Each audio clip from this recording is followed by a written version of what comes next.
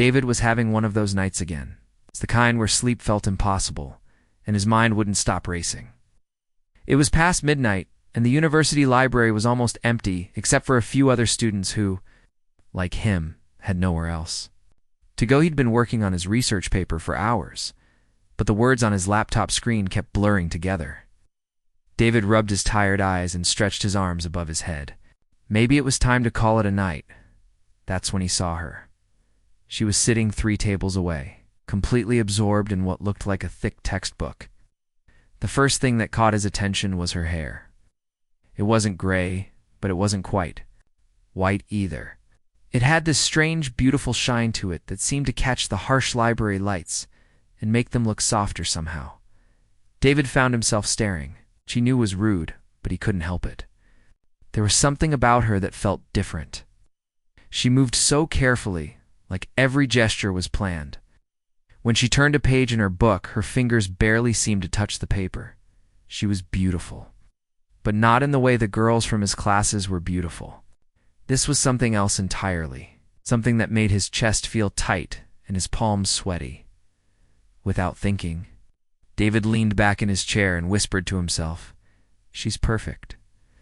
The moment the words left his mouth, something strange happened.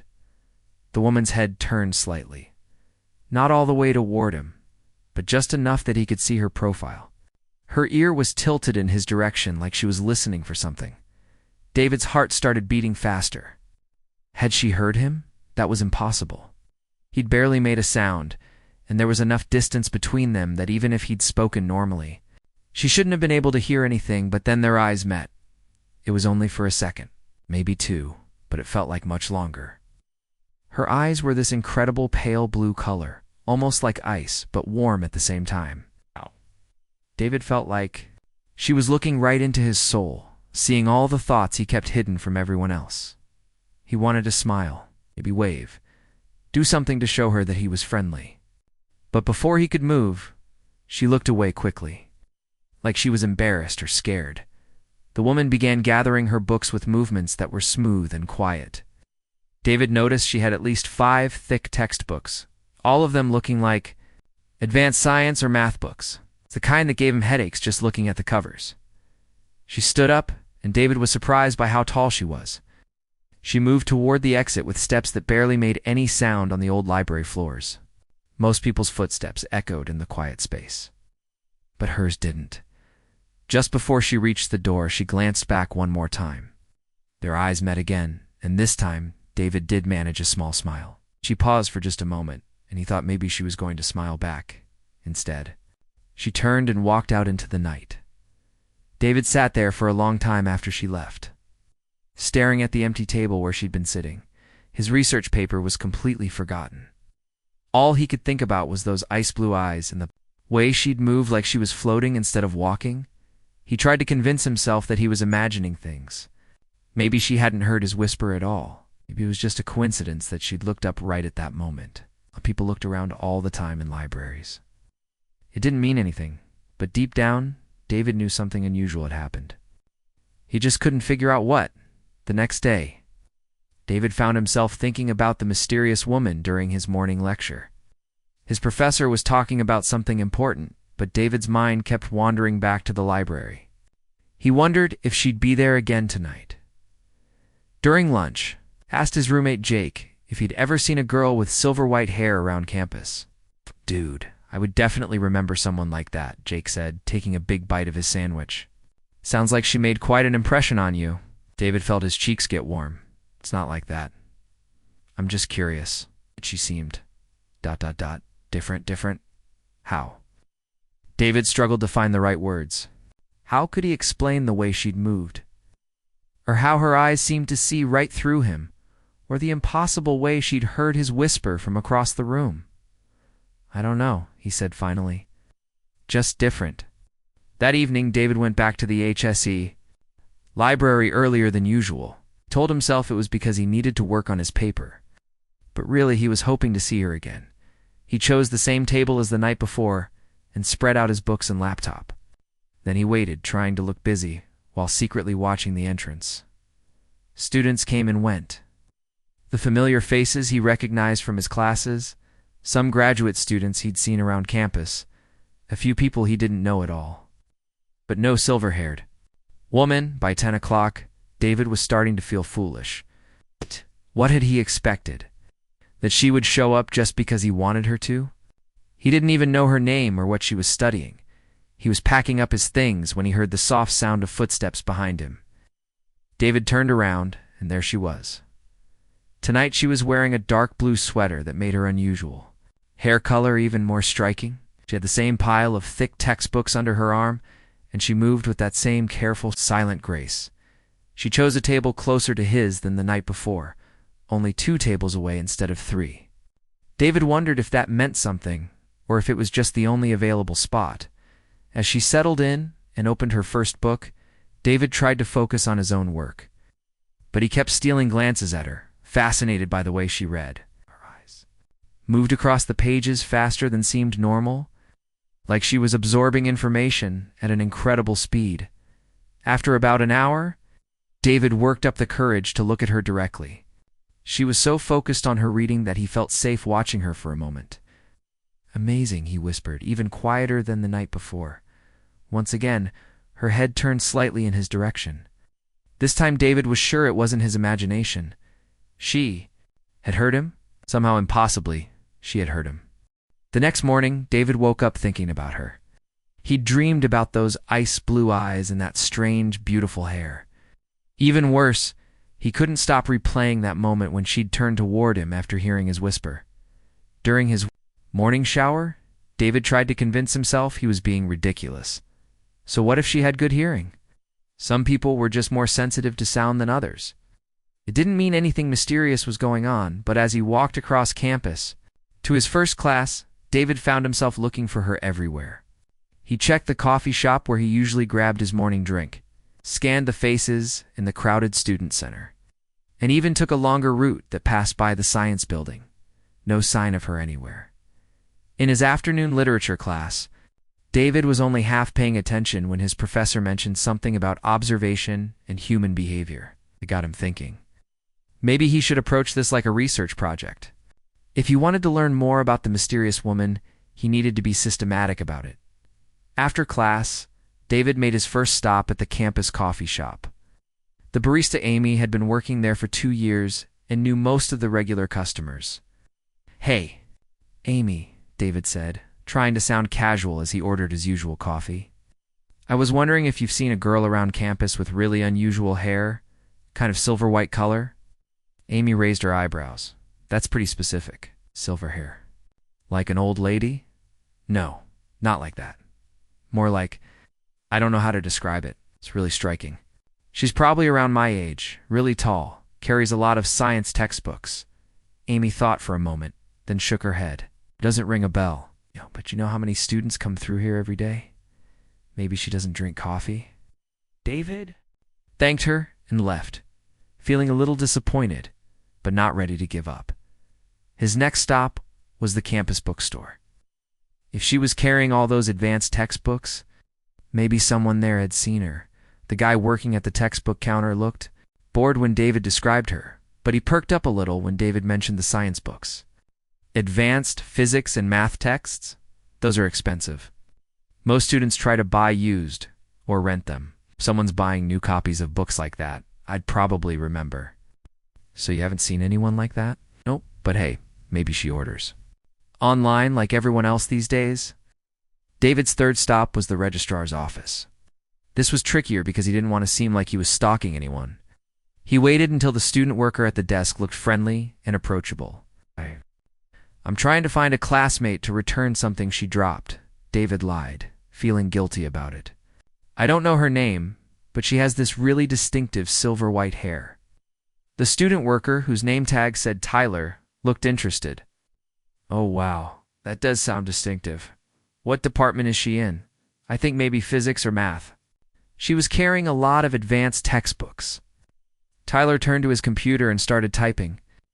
After a few minutes, he looked up with a confused expression. "That's weird. I'm not seeing anyone in our system who matches that description. Are you sure she's a student here?" David felt his heart sink a little. Maybe she's new? or a transfer student. Even new students would be in the system by now.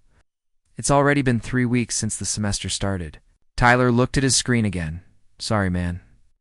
Maybe she's just visiting campus or auditing classes? Walking back toward his dorm, David felt more puzzled than ever. How could someone spend so much time on campus without being registered as a student? Maybe she was a graduate student or a researcher. That would explain the advanced textbooks. That evening, David went back to the library with a new plan. Instead of just hoping to see her, he was going to pay attention to everything. Where did she sit? What time did she arrive and leave? He got there early and chose a table with a good view of the entrance, and he waited. At exactly 9:30, she walked in. David felt his pulse quicken as he watched her move through the library. Tonight, she was wearing a gray sweater that made her hair look almost luminous under the lights. She carried the same pile of thick books, but David noticed something odd. The books looked heavy, but she carried them like they weighed nothing at all.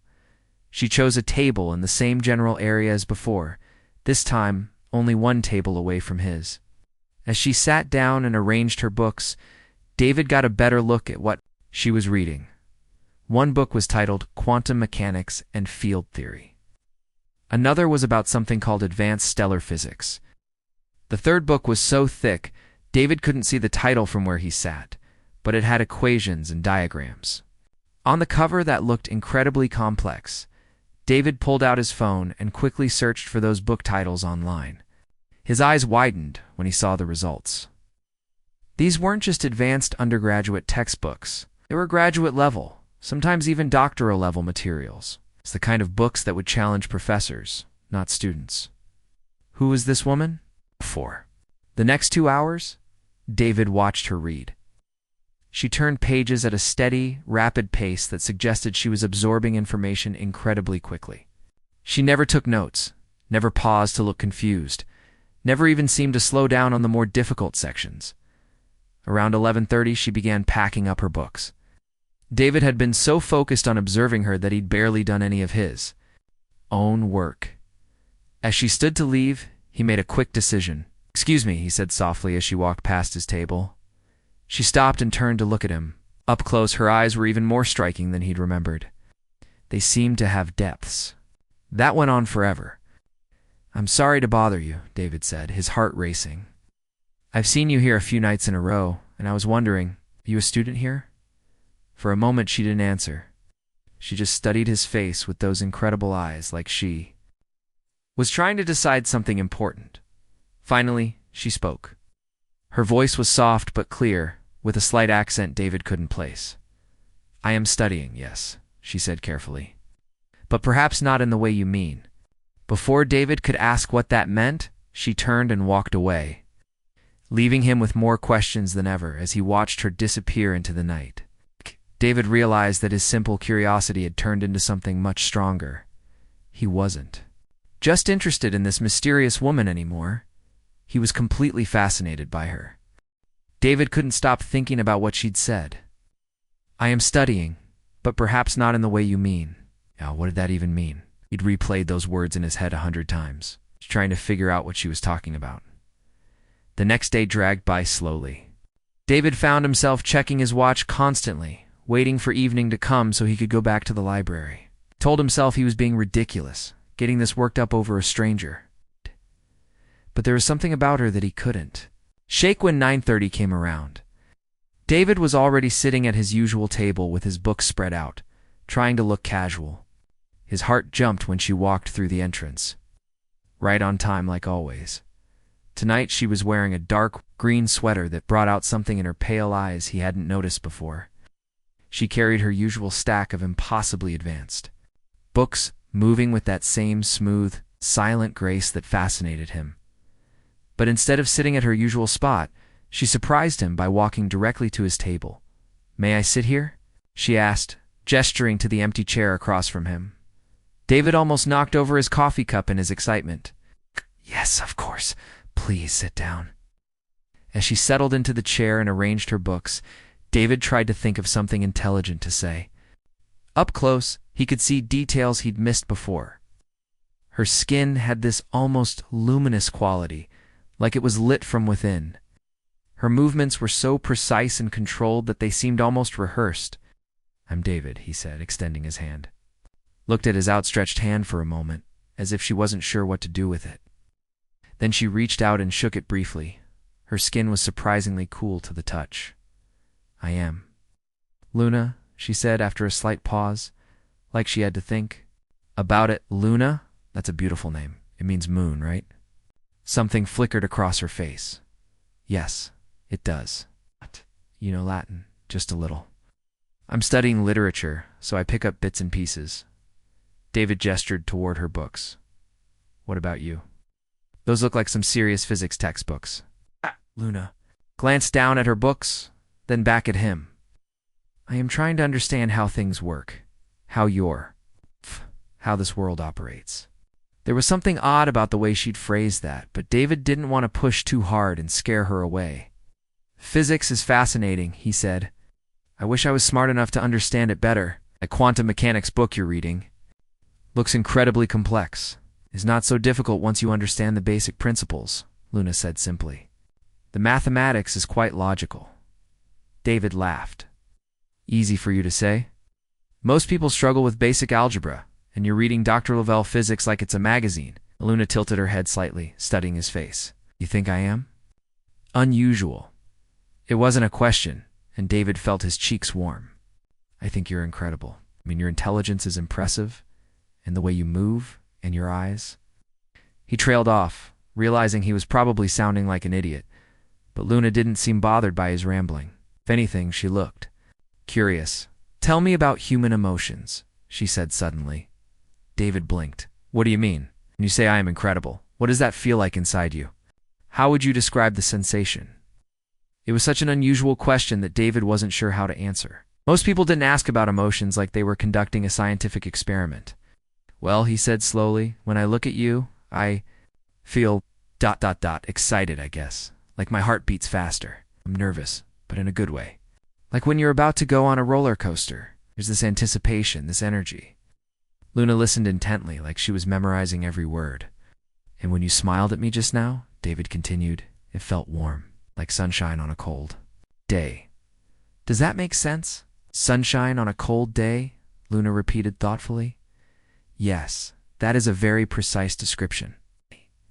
They talked for the next 2 hours, and it was unlike any conversation David had ever had. Luna asked questions about everything: how he felt about his studies, what made him laugh, why humans enjoyed music, what love meant to different people. Her questions were so direct and thoughtful that David found himself opening up in ways he never did with people he'd known for years. He told her about growing up in a small town, about feeling lost at such a big university, about his dreams of becoming a writer someday. Luna listened to everything with complete attention. Like every word he said was important. She never checked. Her phone never seemed distracted, never interrupted. It was like he was the most fascinating person in the world to her. "What about you?" David asked finally. "Where are you from? What's your story?" Luna was quiet for a long moment. "I am from very far away," she said carefully. "A place that is ... different from here. My family sent me to study your culture, to learn about human behavior and customs. It's like an exchange student?" "Something like that, yes." David noticed she'd said your culture instead of our culture, but he didn't comment on it. Maybe English wasn't her first language, and she was still getting used to the grammar. "How long will you be here?" he asked. "Not very long," Luna said, and something in her voice sounded sad. "I will have to return home soon to share what I have learned." "Well, I hope we can spend more time together before you go," David said. "I really enjoy talking with you." Luna looked at him with those extraordinary eyes, and for a moment David felt like she was seeing right into his soul again. "I would like that very much," she said softly. As they packed up their books to leave, David felt happier than he had in months. Walking across campus with Luna felt natural, like they'd been friends for years instead of strangers who'd just had their first real conversation. At the entrance to the dormitories, they stopped to say goodbye. "Thank you for tonight," Luna said. "You have taught me many things about human feelings." "You make it sound like you're writing a research paper," David laughed. Luna's expression became very serious. "In a way, I suppose I am, before David could ask what she meant. She had already turned and walked away into the night, leaving him standing there with more questions than ever. But this time, the questions came with something else. Hope. Hope that tomorrow night she would be there again. Over the next few weeks, David and Luna met at the library almost every night. What started as casual conversations grew into something deeper. David found himself looking forward to their talks more than anything else in his day. Luna continued to ask her unusual questions about human behavior, but now David barely noticed how strange they were. He was too caught up in getting to know her better. She was brilliant, funny in her own unique way, surprisingly caring despite her formal way of speaking. They talked about everything. David shared stories from his childhood, his fears about the future, his dreams of traveling the world someday. Luna listened with that same intense attention she always gave him, asking follow-up questions that showed she really understood what he was saying. But Luna remained mysterious about her own past. Whenever David asked about her family or where she grew up, she would give vague answers about being from far away or change the subject entirely. David started to think maybe she came from a difficult background and didn't want to talk about it. One evening, they decided to take a walk around campus instead of staying in the library. It was a beautiful night with a full moon lighting up the pathways. David felt braver in the fresh air, more willing to say things he might not have said inside. Luna, he said as they walked past the old oak trees near the science building. I need to tell you something. She looked at him with those incredible pale eyes. What is it? David took a deep breath. I think I'm falling for you. I know we haven't known each other very long, but I've never felt this way about anyone before. You're amazing, said the last word, as barely more than a whisper. But immediately Luna's head turned toward him with that sharp, focused attention he'd noticed before. How did you hear that? David asked, stopping in his tracks. I could barely hear myself say it. Luna froze. For a moment, she looked like a deer caught in headlights. What do you mean? We're walking on a busy pathway.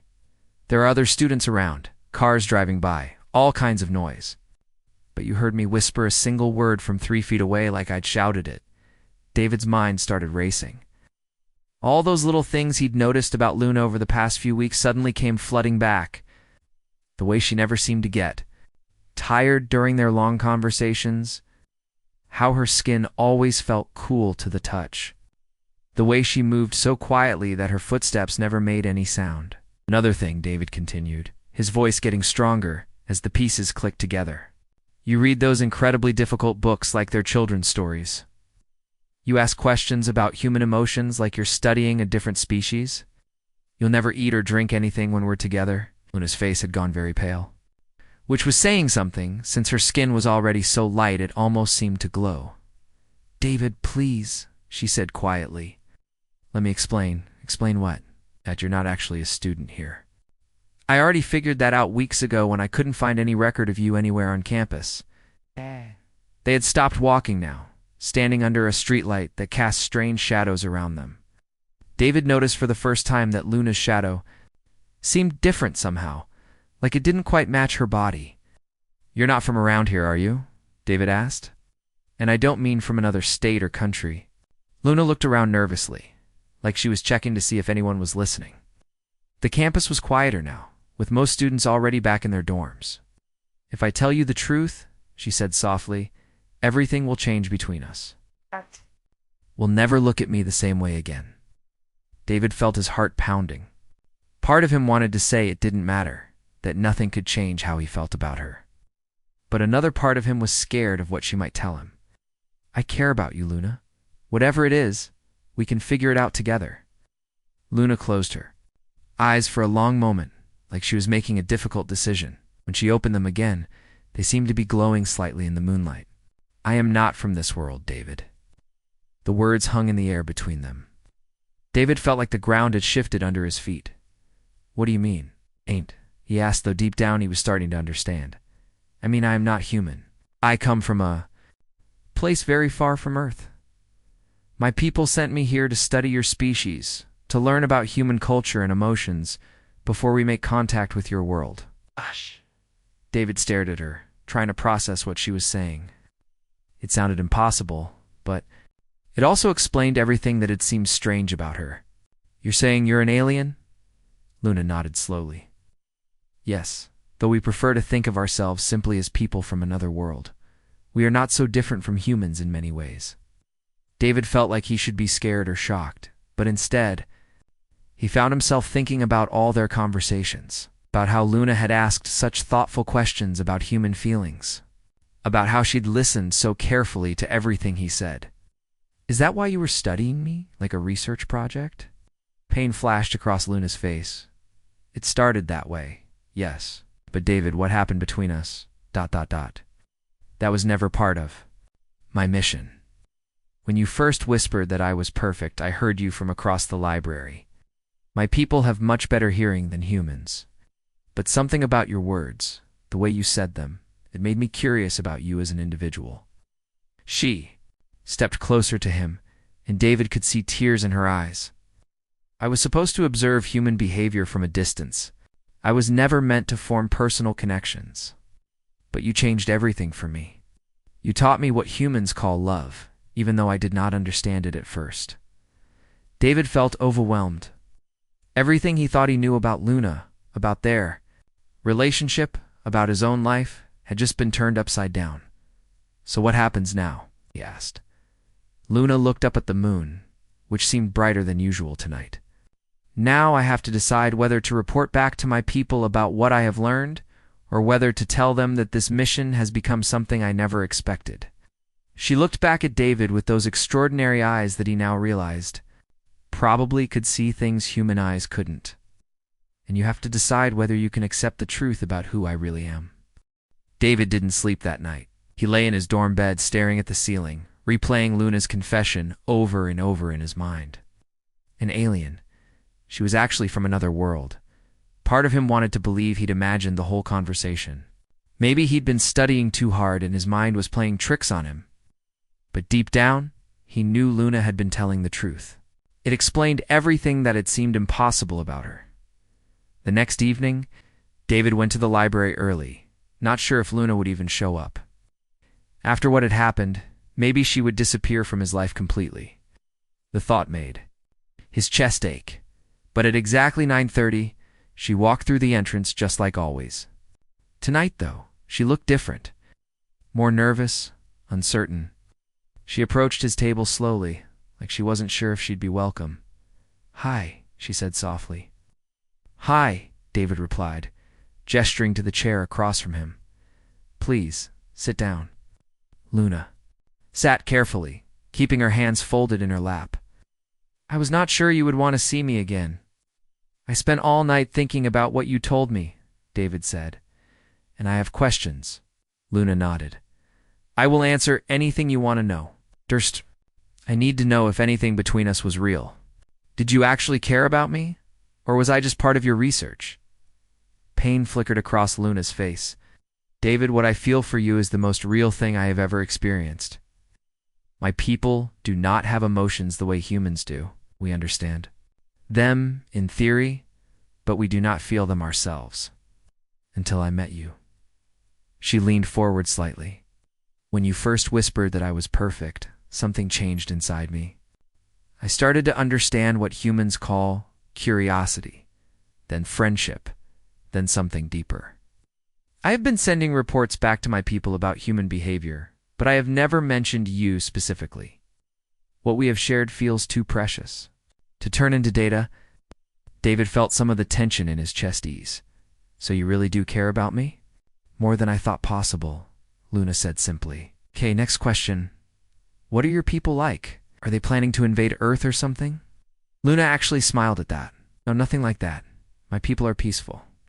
We have been watching Earth for many years, waiting for the right time to make contact.